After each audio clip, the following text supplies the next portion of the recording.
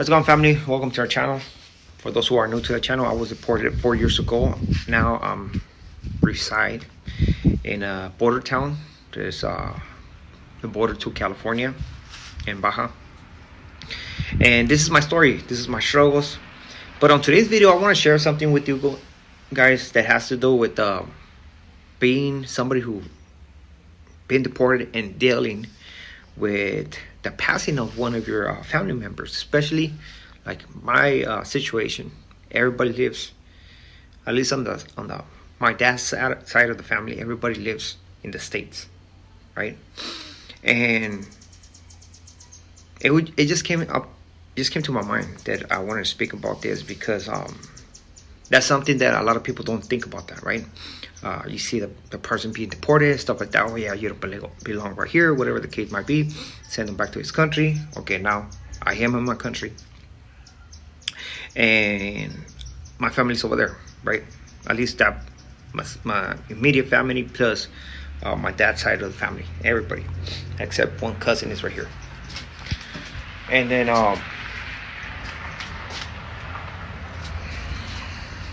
I can tell you it's very difficult. It's something that I never thought about when I got deported. But as time passed by, I do think about that. Why? Because you have to think about this. If my parents die, they're not going to be right here.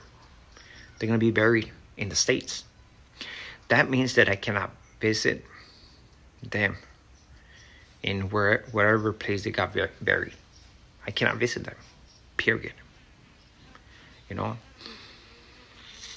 a lot of you guys are blessed to have that, and that's something I have to live with for the rest of my life. There's a situation that happened, I think like 2 years ago, if I'm not mistaken, like 2 years ago, a year ago, maybe a year ago, where my grandma did pass away, right? She lives in the States, or she used to live in the States. That's where she's buried right now. And she used to come and visit me. I think she came and visited like 3-4 times, right? Every time she came, I used to make sure that I loved on her, you know, hug her, tell her that I loved her. And why is this? I already knew that she was on borrowed time. My grandma was like 90-something years old. You know, she was very fragile. And I knew it was a matter of time. It was a matter of time until she was no longer with us, you know? And one thing that I used to think is like, damn, when she passed away, like, I'm not going to be able to attend her funeral, nothing. And it's something for you guys to see, right? Of the things that we go through, us, people who've been deported. And I remember the day that happened. It happened, they told me. Of course, I'm sad, right? I'm sad. Thank God that one of my siblings managed to do something, work something out right here with the church that she used to go to. Because my grandma always been a Christian and stuff like that, and go to church every time, you know. And she did something in that church, and where they were doing the Skype, right? They were singing beautiful songs, man. I went right there by myself. I remember one of my cousins, the only cousin that's here, went as well with their kids. And they're my grandma's cousins. They went as well, right? And we're just right there. Other people are in the church as well, right? Giving tribute to my grandma, at least singing the songs that she used to request when she used to live right here in Mexico. And I remember seeing all my family members, every single one individual right there in this ceremony, right? And I was watching my grandma through the Skype. Another person had me on FaceTime the whole time, you know, saying hello to all my family members. And it was very difficult, man. It was very difficult because I was not able to be right there, you know. And again, when I went through this, it just made me think, okay, what about when my parents passed away? What's gonna happen? Gonna be the same thing. My siblings, my parents live in the States, along with my nephews, my nieces. They deserve to be over there. Why? So they can visit their grandparents, their dad, whenever they're no longer with us, right? I'm just right here, and I have to live with that for the rest of my life. I have to understand that is my fate, and it's something that us people who've been deported and our family was left in the States, we have to go through. It's something that a lot of people don't think about that, and I'm here to voice it.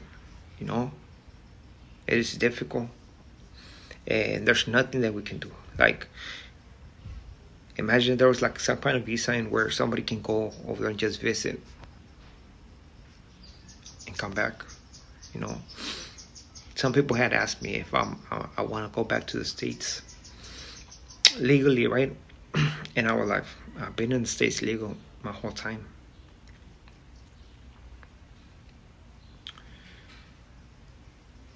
Now,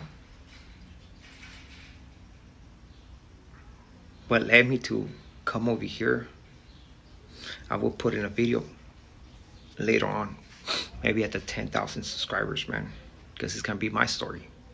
You guys came to see me for who I am, and I hope you guys see the sincerity of my stories.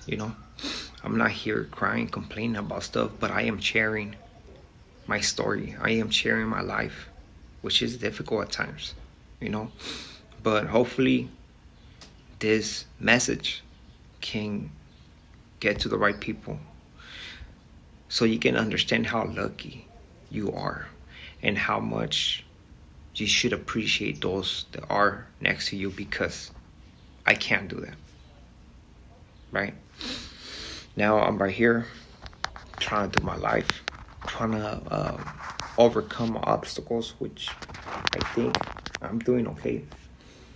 But that is something that us who've been deported, which I see there's a lot of people who've been deported, because a lot of people are now creating accounts on TikTok.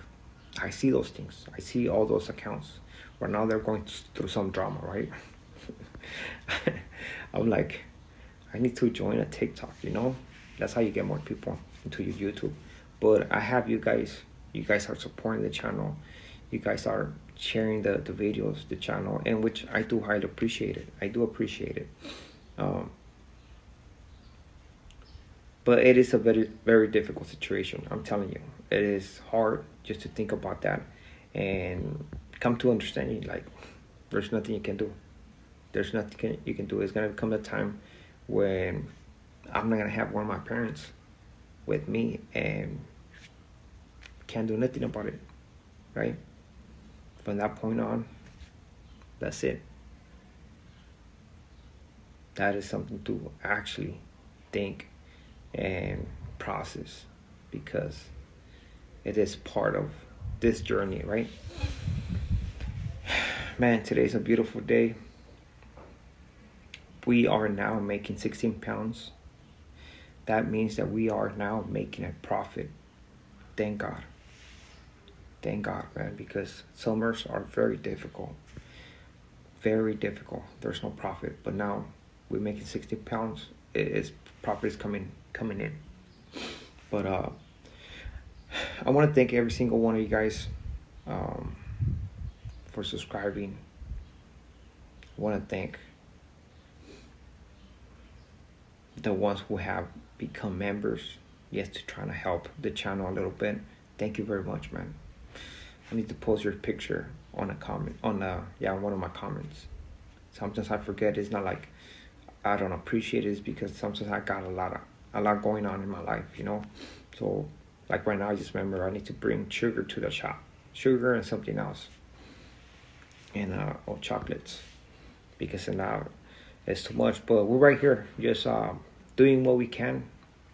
hopefully you like the talk that we had right now, and that's just sharing one of the struggles that us people who've been deported to Mexico have to go through. So with this being said, thank you very much. To the next video.